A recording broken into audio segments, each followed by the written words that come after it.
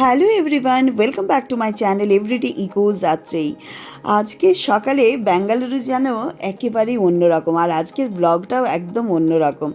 চারিদিকে কুয়াশায় ঢাকা, এমন সাদা পর্দা নেমে এসেছে যে 4 হাত দূরের জিনিসও স্পষ্ট দেখা যাচ্ছে না। জানালার ধারে দাঁড়িয়ে এক মুহূর্তের জন্য সত্যি বুঝে উঠতে পারছিলাম না এটা কি বেঙ্গালুরু, নাকি উটি, নাকি কন্নুর। বাতাসে এমন এক পাহাড়ি শীতলতা ছিল, আমি নিজেকে কন্ট্রোল করতে না পেরে নিচে নেমে এলাম। নেমে এসে আর ভাবছিলাম কি যে এবার একটা ভিডিও করতেই হবে, এত সুন্দর লাগছিল। এমন এক নরম নীরবতা, মনে হচ্ছিল সত্যি আমরা বুঝি কোনো না কোনো হিল স্টেশনেই বোধহয় থাকি। চোখের সামনে যে নাজারা, সে যেন মনকে বারবার বলছিল, দেখো আজ একটু থামো, একটু উপভোগ করো আমাকে। কিন্তু উপভোগ আর দায়িত্ব, এই দুয়ের মাঝখানে দাঁড়িয়েই তো আমাদের প্রতিদিনের জীবন। সকালে লেপ ছেড়ে বেরোতে ভীষণ কষ্ট হচ্ছিল। কুয়াশা মাখা ঠান্ডায় গা মোড়া দিয়ে আর একটু শুয়ে থাকতে মন চাইছিল বটে, কিন্তু কিছু করার নেই। কাজের মানুষকে কাজে যেতেই হবে। সময় মতো স্কুল বাস এসে দাঁড়ালো।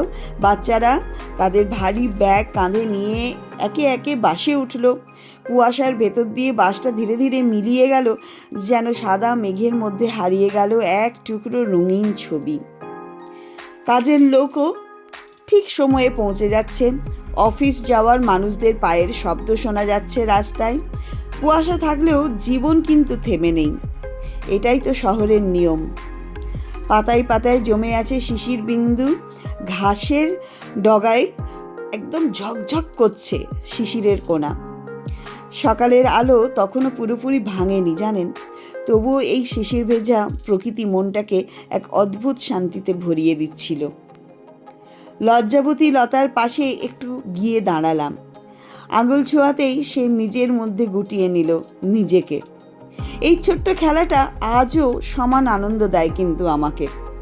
পাশের গাছ থেকে পেঁপে তুলে নিলাম। পেঁপেগুলো বেশ তাকিয়েছিল আমার দিকে, আর মাথায় ঘুরছিল নতুন একটা রেসিপির কথা। রান্নাঘরও তো প্রকৃতির সঙ্গেই কথা বলে, তাই না? এমন সকালে বানানো খাবারের স্বাদও আলাদাই হয়। প্রতিদিনের মতোই ঠাকুরের জন্য ফুল তুললাম আজও। এই উঠোন থেকে প্রায় রোজই ফুল পাওয়া যায়, আর এই বাগান থেকে আমি অনেক ফুলই নিয়ে যাই প্রতিদিন ঠাকুরের জন্য। এটাই আমার সবচেয়ে বড় পাওনা। আজ বেশ কয়েকটা অপরাজিত ফুলও পেলাম। মনে মনে ঠিক করলাম শিবের মাথায় দেব এগুলো।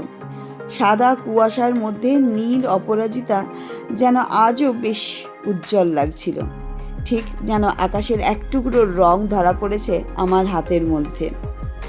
ফুল তুলতে তুলতে হঠাৎ এক বন্ধুর সঙ্গে দেখা। आज का वेदर कैसा है? Oh my God, पूछो मत। एकदम लग रहा है कि हम लोग ऊटी पहुंच गए, कुन्नूर पहुंच गए। কুয়াশার মধ্যে হাসি মুখে ভেসে উঠল।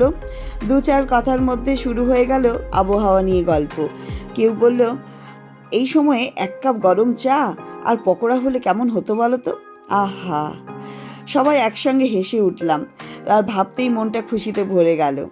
এই সময় ঠান্ডা আর এই কুয়াশা আর সঙ্গে গরম চা, এর চেয়ে ভালো আর কী বা হতে পারে বলুন?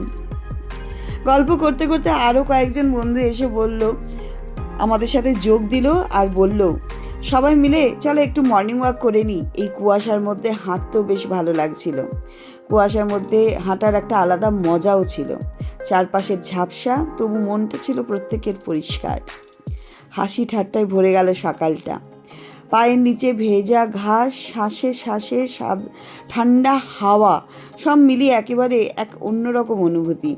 ধীরে ধীরে দেখলাম কুয়াশার চাদরটা পাতলা হতে শুরু করেছে, আর মেঘ আর কুয়াশা কাটিয়ে সূর্য উঁকি দিচ্ছে বটে, কিন্তু সূর্যি উঠতে পারছে না কিছুতেই। মিঠে রোদের আভা হালকা হালকা গায়ে লাগতেই শরীরে একটা উষ্ণতা ছড়িয়ে পড়ল। মনটাও যেন আলোয় ভরে উঠল। প্রকৃতির এই খেলাটা, কুয়াশা, মেঘ, তারপর রোদ, সবটাই ভীষণ সুন্দর ছিল। আজকের সকালটা ব্যাঙ্গালোরের সত্যি ভীষণ অদ্ভুত আর সুন্দর। কিন্তু এই সৌন্দর্যের মধ্যেও বাস্তবতা ডাক দেয়। বেশি গল্প করলে আর চলবে না, এবার বাড়ি ফিরে কাজে বসতে হবে। মনে মনে বললাম চলো আজকের সকালটা মনেই তুলে রাখি, কারণ এমন কুয়াশাচ্ছন্ন বেঙ্গালুরুর সকাল রোজ রোজ কিন্তু আসে না। আজকে সকালটা সত্যি একটু স্পেশাল ছিল। আজকের এই মুহূর্তগুলোই হয়তো সারাদিনের ক্লান্তির মধ্যে একটু শান্তির জায়গা হয়ে উঠবে।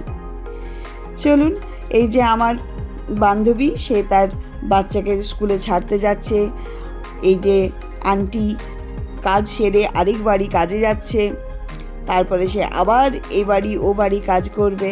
আজকে মেন রোডের গাড়িগুলোকেও পরিষ্কারভাবে দেখা যাচ্ছিল না, এতটাই কুয়াশাতে ভরেছিল। সকালটা সত্যি খুব ভালো লেগেছে, একদম নতুন একটা সকাল আজকে প্রকৃতি আমাদেরকে গিফট করেছিল।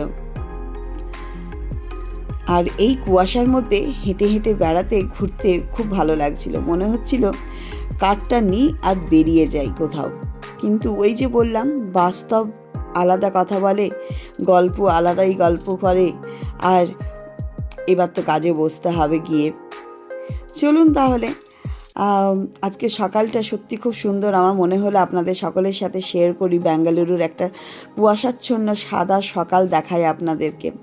তাই এইভাবেই ব্লগটাকে আমি শ্যুট করেছিলাম, কোনো প্ল্যানিং ছিল না, জাস্ট এইভাবেই শ্যুট করেছিলাম। এখানে সিকিউরিটিরাও হচ্ছে আগুন জ্বালিয়ে আগুন পোয়াচ্ছে। ঠান্ডা কিন্তু বেশ ভালো ছিল। চলুন, ব্লগটা এখানেই শেষ করছি। আপনাদের কেমন লাগলো অবশ্যই কিন্তু জানাবেন। ব্যাঙ্গালোরের একটা সুন্দর কুয়াশাচ্ছন্ন সকাল আপনাদের সাথে শেয়ার করলাম। দেখা হবে আবার নতুন ব্লগের সাথে, নতুন গল্পের সাথে। চলুন আজকে ব্লগটা এখানেই শেষ করি।